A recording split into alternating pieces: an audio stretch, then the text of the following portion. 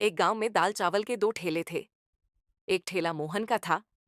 उसका दाल चावल बहुत स्वादिष्ट था, लेकिन वह बहुत घमंडी था।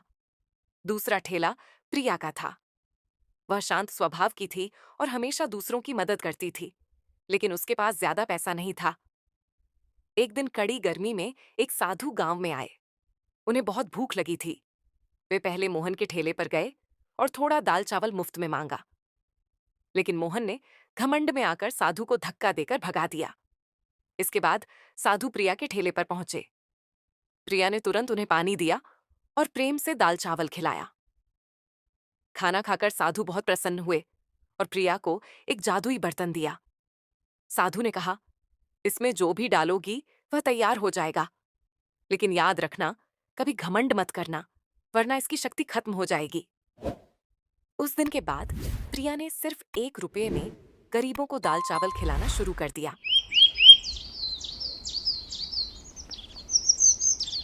एक गांव में एक मोमोज वाला रहता था। वह रोज अपने ऑटो रिक्शा में मोमोज का सामान लेकर अलग अलग गांवों में जाकर मोमोज बेचता था। जो लोग मोमोज खा नहीं पाते थे, वो भी सिर्फ एक प्लेट जाने के बाद 2-3 प्लेट पार्सल बनाकर घर ले जाते थे था। वह ये सब सिर्फ अपनी अंधी बेटी के लिए करता था।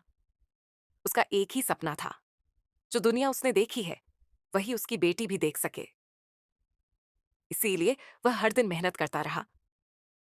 कुछ समय बाद उसने इलाज के लिए जरूरी पैसे जमा कर ली और अपनी बेटी को अस्पताल ले गया। इलाज के बाद बेटी की आंखों में रोशनी आ गई। उस दिन के बाद बाप बेटी दोनों मिलकर ऑटो रिक्शा में मोमोज बेचने लगे, और जो भी अंधा व्यक्ति मोमोज लेने आता उसे वे फ्री में मोमोज खिलाते थे। एक गांव में दो भाई रहते थे। बड़ा भाई रमेश बहुत मेहनती था और छोटा भाई रघु बहुत आलसी था। दोनों को एक एक एकड़ जमीन मिली थी।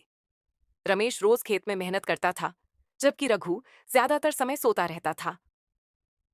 एक दिन दोपहर के समय एक साधु वहां आए। उन्हें बहुत भूख लगी थी।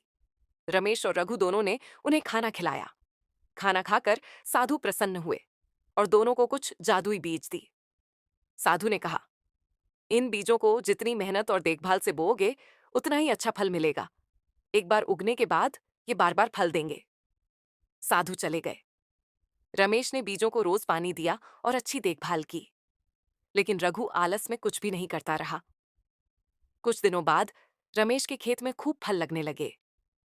वह रोज फल बेचकर खुश रहने लगा। वहीं रघु की जमीन खाली ही रही और उसे अपनी गलती का एहसास हुआ।